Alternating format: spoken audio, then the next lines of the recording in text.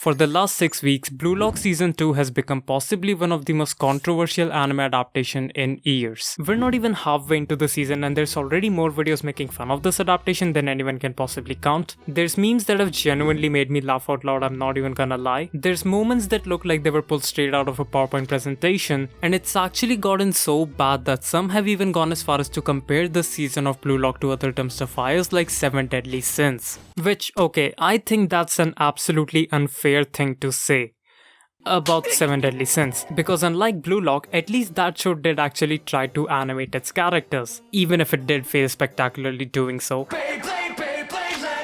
Okay, but in all seriousness, while I'm all for making fun of Blue Lock for being a glorified PowerPoint, in fact that's exactly what I'm about to do for most of this video, I still have to disagree that this ongoing situation with Blue Lock is anything like 7 Deadly Sins. The issue with that show wasn't just the sloppy animation, but it was the half-assed art itself. I think we've all seen that infamous image of Meliodas having a stroke, going through the 5 stages of grief, and possibly contemplating the meaning of life all in one single frame. But unlike 7 Deadly Sins, the characters in Blue Lock Season 2 are drawn with a level of consistency and precision you would typically expect from such a high-profile show. You can practically skip to any random point in the season and you'll probably find a cool-looking wallpaper-worthy frame. And honestly, the artwork in this second season might actually be better than it was in Season 1. It's just that as soon as you stop admiring the great art and decide to press play, the anime kinda just falls apart into a giant mess of special effects, crazy zoom-ins, and sliding PNGs that almost make you forget that you're supposed to be watching the anime adaptation of one of the highest selling mangas in recent years. A title that has collectively sold over 40 million copies in total and even spawned a movie called Episode Nagi that grossed over $15 million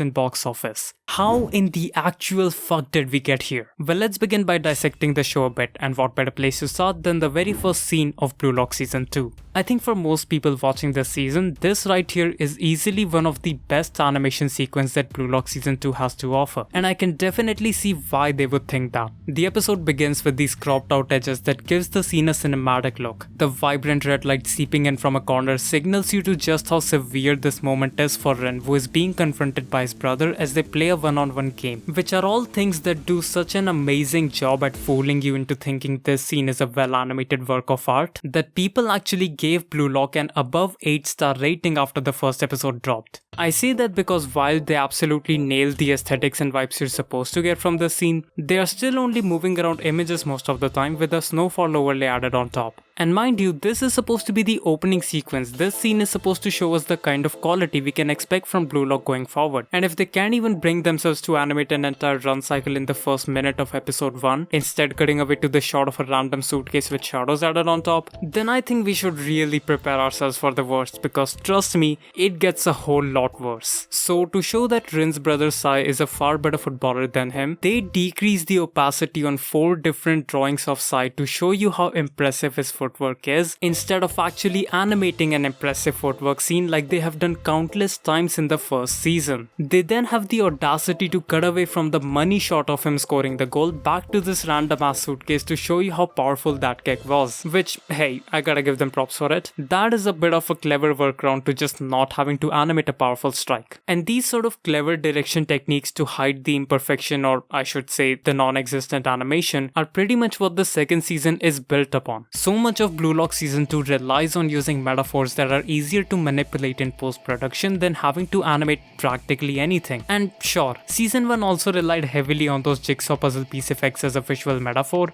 but those felt like a necessary addition that helped out the story. They were mostly used sparingly, and they hardly got in the way of your personal enjoyment of the series. Whereas in this season of Blue Lock, there is some kind of a particle overlay or extra effect used every 15 to 30 seconds. Now that might not sound like a lot, but remember, this is not a YouTube video we're talking about here. This is supposed to be the anime adaptation of one of the highest selling mangas of last year. Like, there's this one scene that's already done in CGI, but then it also has a particle effect and a vignette added on top. At this point, you might as well add a lens flare and that shitty wave warp effect like you've done for every other scene seen so far, because oh my god, there are so many wavy images floating on the screen. How is this helping the story the anime is supposedly adapting? What even am I supposed to feel right now? And it's not like they use these effects in a consistent or contained manner either. In episode 2 for Shiro's Goal, they used enough action lines, fractal noise and particle effects to give some poor soul watching a seizure, and then minutes later for Karasu's Goal, they didn't use a single impact frame at all. The directional choices in this anime are truly baffling me, and it doesn't help that half the time I can't tell what the fuck is going on in the game. There is no sense of space or formation to any of the players, they just appear and disappear on whim, almost like ninjas.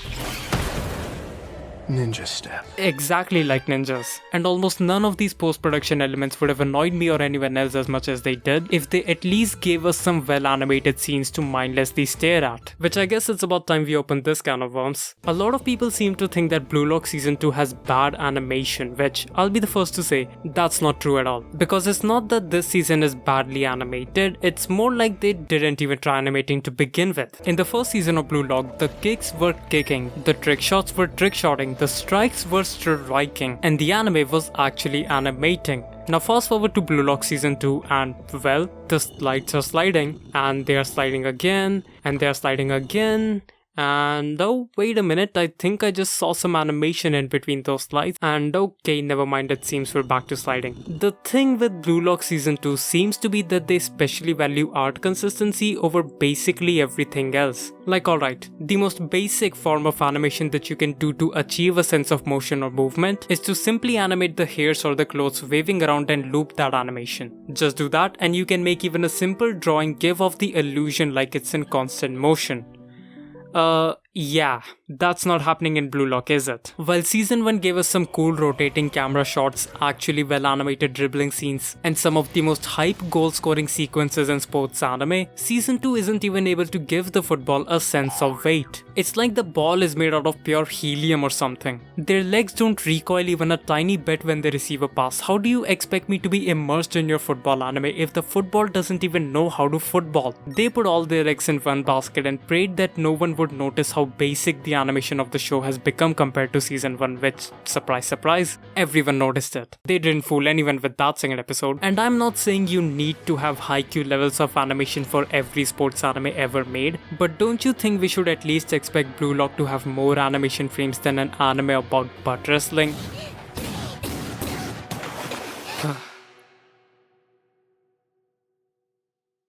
When at its best, the medium of anime can elevate a story to heights that were impossible for the source material to achieve on its own. You can take something as simple as a conversation and add an additional layer of storytelling using creative paneling, expressive animation, and well-timed symbolisms in the visuals, resulting in a masterpiece of a scene whose meaning changes depending on whether you decide to focus on the animation or the dialogue. You can even push past the limitations of budget and time constraints, make the most out of your limited resources by taking away certain elements like colors and shading to make for a far more unique and iconic scene than you otherwise would have with a standard adaptation. I mean heck, Vistoria Wands and Swords was an anime that came out just last season that once again proved that as long as you put enough thought and effort into creating a great adaptation, you can easily make a popular anime out of even the most overused of storylines. Blue Lock on the other hand does have a really interesting and unique story. A story that deserves the kind of treatment other animes like Vistoria got as opposed to what we've been getting so far. Like that PNG ball isn't even rotating. You know you really fucked up when the manga edits made by individual AMV YouTubers have more movement to them than the official anime made by an entire team of animators. And while we're at it, let's get something out of the way first. Almost none of the blame here should fall on the hardworking animators who did actually try their best to deliver on this adaptation. We just saw how great the first season was when compared to the second. Those guys are definitely a lot more talented and capable than what most people are giving them credit for. I've seen one too many people directly tweeting at animators involved in the second season, complaining to them as if it's directly their fault. It's gotten so bad that many of them have to put out a statement regarding this situation just to stop people from constantly harassing them. I wanna say that's just Twitter being Twitter, but it's still a terrible way to treat people who were just excited about sharing their works and were only trying to do their jobs at the end of the day. And it doesn't even stop there, because the story behind this disaster has somehow gone so out of hand that people actually believe Blue Lock Season 2 was made entirely by a single animator.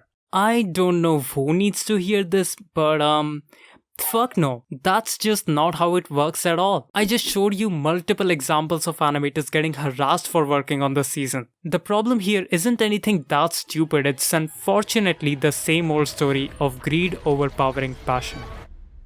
Even back in the first season, the production had to constantly race against deadlines just to get the episodes out on time. And that's of course because they rushed out Blue Lock in time for the ongoing World Cup, something that in hindsight proved to be a massive point of success for Blue Lock. But then they made the worst possible decision by making episode Nagi right alongside that first season of Blue Lock. The episode Nagi was an unnecessary movie that served no real purpose outside of making the studio a shit ton of money. Even if you enjoyed that movie and thought that it was a necessary addition to the Blue Lock franchise, it still doesn't change the fact that this movie took away a significant amount of time and resources that should have gone to the second season, given how some animators have stated that they were not only given unrealistic deadlines but were also underpaid when compared to the industry standard. And again, this is a multi-million-dollar franchise, there's no excuse for this sort of stuff happening at their level. And to further put into perspective just how ridiculous the Blue Lock production has been, let's take a look at two other similarly challenging productions. Demon Slayer and Jujutsu Kaisen both had a 24-episode first season, followed by a movie adaptation, followed by an incredible second season that blew everyone the fuck away. It took Demon Slayer a total of 30 months to go from its first season to the second, with a movie in between. Jujutsu Kaisen did the same in 33 months. And then there's Blue Lock, a series that also has 2 seasons with a movie added in between, a first season that was insanely popular when it first came out, and a second season that was supposed to be better than anything we've seen so far. That same Blue Lock spent only 24 months in production.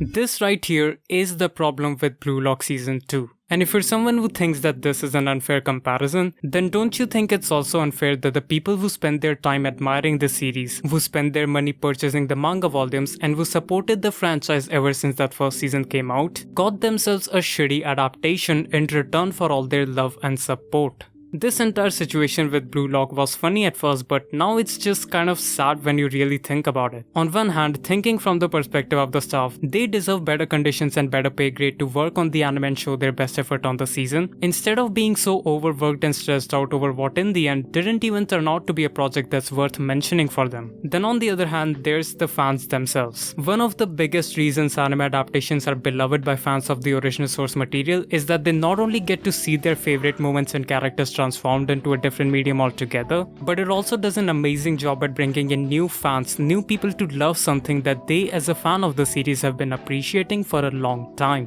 Even if most fans are satisfied with the overall quality of Season 2, I still think it's a genuine loss that such a highly praised manga and an equally dedicated fan base gets taken for granted by the people who get to cash in on the popularity of the Blue Lock franchise. If you wanna know what happens when you give the talented artists working behind the scenes both the time and the budget to properly adapt an anime that becomes an instant classic the moment it arrives, then you'll have to wait for my video on Dandadan, so you better subscribe for that, and in the meantime, go watch these amazing videos on our screen right now. I'll be seeing you there, and thanks for watching.